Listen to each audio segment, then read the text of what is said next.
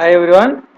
So welcome to another video on software engineering. So software engineering లో మనం ఈరోజు requirement అంటే ఏంటి, రిక్వైర్మెంట్స్ అంటే ఏంటి, రిక్వైర్మెంట్ అనాలిసిస్ అంటే ఏంటి, అసలు మనకు ఎన్ని రకాల రిక్వైర్మెంట్స్ అని ఉన్నాయి, అసలు ఈ రిక్వైర్మెంట్ అనేది మనం ఎలా ఐడెంటిఫై చేయాలి, ఇలాంటి టాస్క్ గురించి డిస్కషన్ చేసుకుందాం. సో జనరల్గా requirement engineering is the process of establishing the services that the customer require from the system and the constraints under which it operate and is developed. So requirement engineering అంటే ఏంటంటే user ఏవైతే సర్వీసులు అనేవి కోరుకుంటున్నాడో, మన కొత్తగా develop చేయబోయేటటువంటి software system నుంచి user ఎటువంటి సర్వీసులు కోరుకుంటున్నాడు, ఆ సర్వీసుల్ని డెవలప్ చేసేటప్పుడు మనం ఎటువంటి కన్స్ట్రెయింట్స్, ఎటువంటి కండిషన్స్ని ఫాలో కావాలి, అండ్ ఎటువంటి కండిషన్స్లో ఆ సిస్టమ్ అనేది పని చేయాలి, ఎటువంటి కండిషన్స్లో ఆ సిస్టమ్ అనేది డెవలప్ చేయాలి, లాంటి ప్రాసెస్నే మనం ఏమని పిలుస్తామంటే రిక్వైర్మెంట్ ఇంజనీరింగ్ అని పిలుస్తాం. రిక్వైర్మెంట్ ఇంజనీరింగ్ అనేది ఒక ప్రాసెస్ అండి. ఏంటి ఈ ప్రాసెస్లో ఏం చేస్తామంటే కస్టమర్ ఏవైతే రిక్వైర్మెంట్స్ కోరుకుంటున్నాడో ఆ రిక్వైర్మెంట్స్ని మన కొత్తగా డిజైన్ చేయబడేటువంటి సిస్టంలో ఇంక్లూడ్ చేస్తాము. అండ్ కన్స్ట్రెయింట్స్, కండిషన్స్ ఏవైతే ఇంపోజ్ చేస్తాడో ఆ సిస్టమ్ అనేది డెవలప్ చేయడానికి, ఆ కండిషన్స్కి లోబడి మనం రిక్వైర్మెంట్స్ని డెవలప్ చేస్తాము. ఆ కండిషన్స్కి లోబడే సిస్టమ్ అనేది ఆపరేట్ అవుతుంది. So what is an requirement? So according to the IEEE standard 729, A requirement is defined as follows. A requirement is a condition or capability needed by a user to solve a problem or achieve an object.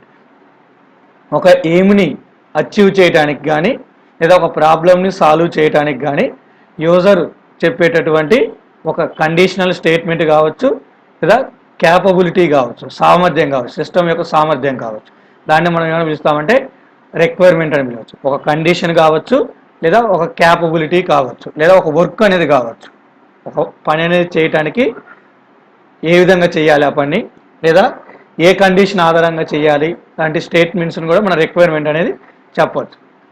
A condition or capability that must meet or proposed by a system, possessed by a system or system components to satisfy a contract, standard, specification or other formally imposed documents. So మీరు కొత్తగా ఏదైతే ఒక system అనేది తయారు చేయబోతున్నారో ఆ system మీద specify చేసేటటువంటి ఆ సిస్టంలో మీరు ఇంక్లూడ్ చేసే ఏ కాంపోనెంట్స్ని ఇంక్లూడ్ చేయాలి, లేదా ఎటువంటి స్టాండర్డ్స్ను ఫాలో కావాలి, వాటిల్లో ఎటువంటి స్పెసిఫికేషన్స్ ఉండాలి, లేదా ఒక డాక్యుమెంటేషన్ ఏ డాక్యుమెంటేషన్ ప్రకారము మీరు ఫాలో కావాలి అని చెప్పేటటువంటి స్టేట్మెంట్స్ని మన రిక్వైర్మెంట్స్ అని చెప్పచ్చు. That means a requirement is a service or a statement that must be included in the ongoing product. మీరు ఏదైతే ప్రోడక్ట్ అని డెవలప్ చేస్తున్నారో దాంట్లో మీరు ఫిల్ చేసేటటువంటి యూజర్ యొక్క నీడ్స్ ఏవైతే ఉంటాయో, యూజర్ యొక్క అవసరానికి సంబంధించినటువంటి స్టేట్మెంట్స్ ఏవైతే ఉంటాయో వాటిని మనం రిక్వైర్మెంట్స్ అని పిలుస్తాం. సాధారణంగా మనకు 3 రకాల రిక్వైర్మెంట్స్ ఉంటాయి. Functional requirements, non functional requirements, domain requirements అన్నమాట. Functional requirements, these are the requirements that the end user specifically demands as the basic functionalities that the system should offer. So ఒక software సిస్టమ్ని develop చేసేటప్పుడు user అనేవాడు ఈ requirements ఖచ్చితంగా ఉండాలి, కొన్ని requirements ఖచ్చితంగా ఉండాలి. సో ఇన్పుట్ అవుట్పుట్ సంబంధించినటువంటి రిక్వైర్మెంట్స్ కావచ్చు, సో యూజర్ ఇంటరాక్షన్కి సంబంధించినటువంటి రిక్వైర్మెంట్స్ కావచ్చు. సో కొన్ని రిక్వైర్మెంట్స్ అనేవి కంపల్సరీగా మీరు డిజైన్ చేయాలి. ఆ రిక్వైర్మెంట్స్ ఉంటేనే సిస్టమ్ అనేది పనిచేస్తుంది. అలాంటి రిక్వైర్మెంట్స్ని మనం ఏమైనా పిలుస్తామంటే ఫంక్షనల్ రిక్వైర్మెంట్స్ అని పిలుస్తాం. It tells about the functional components of the system. ఒక సిస్టమ్ అనేది ఏ విధంగా పనిచేయాలి, ఏ పనులను చేయాలి అని తెలియజేసేటటువంటి రిక్వైర్మెంట్స్ని ఫంక్షనల్ రిక్వైర్మెంట్స్ అని పిలుస్తాం. All these functionalities need to be necessarily incorporated into the system as a part of the contract. User చెప్పినటువంటి ఫంక్షనల్ రిక్వైర్మెంట్స్ ఏవైతే ఉన్నాయో అవి మొత్తము కంపల్సరీగా మనం డెవలప్ చేయాలి. అలా డెవలప్ చేసే విధంగా మనం ఒప్పందం అనేది చేసుకుంటాం అన్నమాట. These are represented or stated in the form of input to be given to the system. ఇటువంటి రిక్వైర్మెంట్స్ని ఏ విధంగా చదువుతాడంటే యూజర్ అనేవాడు సిస్టమ్కి ఎటువంటి ఇన్పుట్ ఇస్తున్నాడు, ఎటువంటి అవుట్పుట్ అనేది వాడు ఎక్స్పెక్ట్ చేస్తున్నాడు, సిస్టమ్ అనేది ఎటువంటి పనులను చేయాలి, ఎటువంటి ఇన్పుట్ వాడు ఇవ్వాలనుకుంటున్నాడు, అటువంటి ఇన్పుట్ ఇచ్చినప్పుడు ఆ ఇన్పుట్ అనేది ఏ విధంగా ఆపరేట్ కావాలి, ఏ విధంగా ప్రాసెస్ కావాలి, అవుట్పుట్ అనేది ఏ విధంగా రావాలి, ఇలాంటి స్టేట్మెంట్స్లో ఫంక్షనల్ రిక్వైర్మెంట్స్ అనేవి యూజర్ చదువుతారనమాట. They are basically the requirements stated by the user which one can see directly in the final product. So functional requirements అనేవి మనకు ఫైనల్ ప్రోడక్ట్లో కంపల్సరీగా విజిబుల్ కానొస్తాయి. ఉదాహరణకు మీరు ఒక ఏటీఎం అప్లికేషన్ అనేది తీసుకుంటే మీరు ఏటీఎం కార్డు ఇన్సర్ట్ చేయగానే మనకు కానొచ్చేటటువంటి options withdraw, balance enquiry, money transfer, PIN change, card to card transfer, ఇవన్నీ ఏంటంటే మనకు డైరెక్ట్ కానొస్తాయి అనమాట ఆప్షన్స్.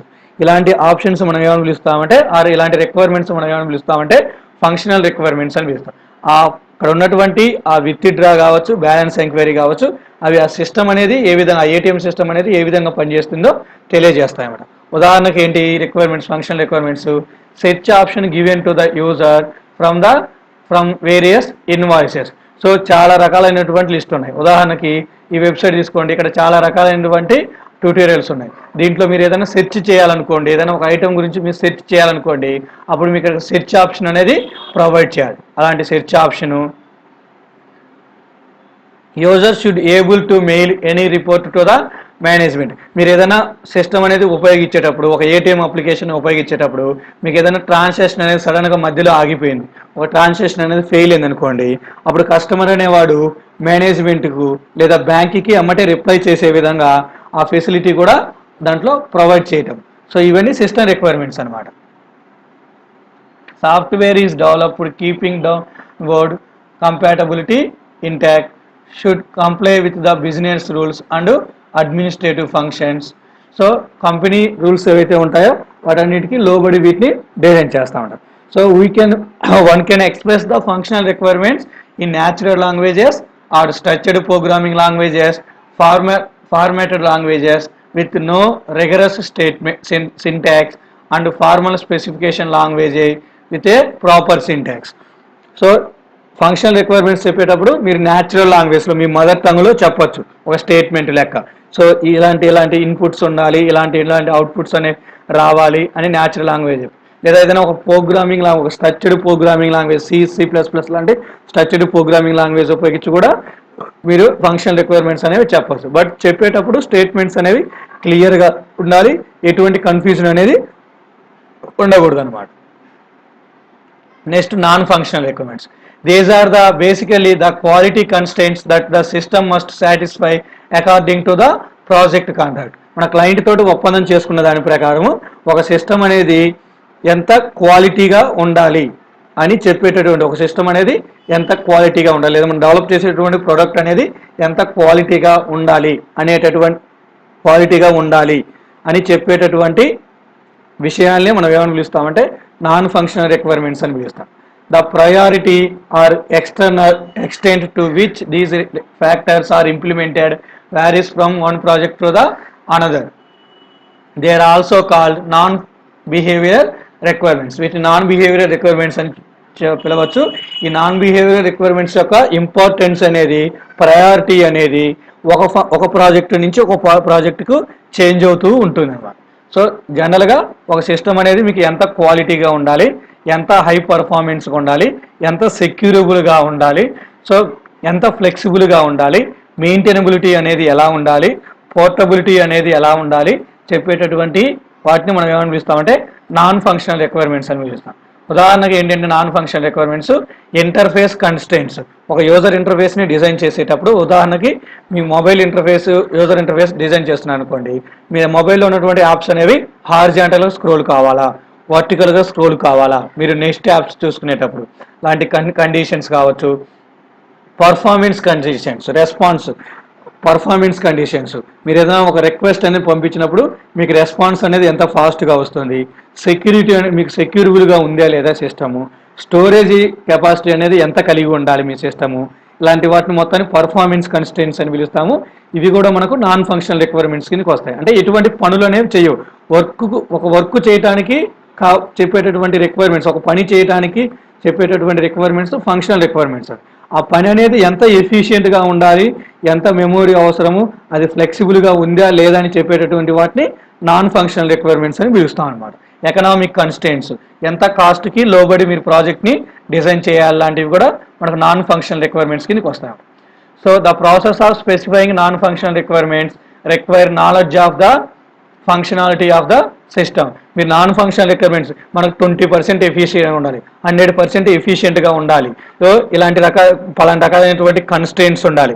సో ఇంత మెమొరీ ఉండాలి, ఇంత కాస్ట్లో దాన్ని డిజైన్ చేయాలి అని మీరు చెప్పాలి అంటే మీకు దాని గురించి ఇన్ డీటెయిల్గా తెలిసి ఉండాలి. ఆ కన్స్ట్రెయింట్స్ గురించి, ఆ కాస్ట్ ఫ్యాక్టర్ గురించి, నెక్స్ట్ ఆ రెస్పాన్స్ టైం గురించి, వాటన్నిటి గురించి మీకు ఫుల్ ఫ్లెడ్జ్డ్ నాలెడ్జ్ ఉంటే అప్పుడు మాత్రమే ఈ నాన్ ఫంక్షనల్ రిక్వైర్మెంట్స్ని మీరు డిజైనర్కి చెప్పగలుగుతారు అన్నమాట. As well as the knowledge of the context within which the system will operate. ఏ సందర్భాల్లో సిస్టమ్ అనేది పని చేయాలి, ఎటువంటి సందర్భాల్లో ఎంత ఎఫిషియెంట్గా ఉండాలనేది కూడా మీకు తెలిసి ఉండాలి. Next domain requirements. Domain requirements are the requirements which are the characteristics of a particular category or domain of the project. The basic functions that a system of specific domain must necessarily exhibit come under this category. ఉదాహరణకి domain requirements అంటే ఏంటంటే ఏదైనా ఒక particular కేటగిరీకి సంబంధించినటువంటి లక్షణాలు అనమాట, ఒక ప్రాజెక్టుకి సంబంధించినటువంటి లక్షణాలు. ఉదాహరణకి మీరు అకాడమిక్ సాఫ్ట్వేర్ అనేటటువంటి సాఫ్ట్వేర్ తీసుకుంటే ఈ అకాడమిక్ సాఫ్ట్వేర్లో మనం ఏం చేస్తామంటే అన్ని స్కూల్స్కి సంబంధించినటువంటి స్టూడెంట్స్ ఇన్ఫర్మేషను, అన్ని స్కూల్స్కి సంబంధించినటువంటి ఫ్యాకల్టీ ఇన్ఫర్మేషను, అలాగే అన్ని కాలేజెస్కి సంబంధించినటువంటి స్టూడెంట్స్ అండ్ ఫ్యాకల్టీ ఇన్ఫర్మేషన్ మొత్తాన్ని దాంట్లో మెయింటైన్ చేస్తాం. ఉదాహరణకి నాకు లిస్ట్ ఆఫ్ ఫ్యాకల్టీ డీటెయిల్స్ కానీ లేదా list of top grade students కానీ వాటికి లిస్ట్ అనేది కావాలనుకుంటే మనకి ఏమంటే డిస్ప్లే చేస్తుంది అనమాట సాఫ్ట్వేర్. అంటే ఇక్కడ list of faculty students display చేయటము, list of top grade students display చేయటం అనేది ఏంటిదంటే ఆ సిస్టమ్ యొక్క, ఆ అకాడమిక్ సాఫ్ట్వేర్ సిస్టమ్ యొక్క లక్షణాలు అనమాట. అవి చేసేటటువంటి పనిని మనం ఏమని పిలుస్తామంటే డొమైన్ రిక్వైర్మెంట్స్ అని పిలుస్తాం. So these are the different types of requirements in software engineering. So requirement engineering is the process of establishing the services that the customer require from the system and constraints under which it operates and developed. So thanks for watching అండి. మీకు ఇలాంటి videos ఇంకా software engineering మీద ఇంకా videos అనేవి upcoming వస్తూ ఉంటాయి. వాటి గురించి అప్డేట్స్ అనేవి మీకు రావాలి అనుకుంటే ఛానల్ని సబ్స్క్రైబ్ చేసుకోండి. దాంతోపాటు మీ ఫ్రెండ్స్కి ఈ వీడియోస్ షేర్ చేయండి. So thanks for watching.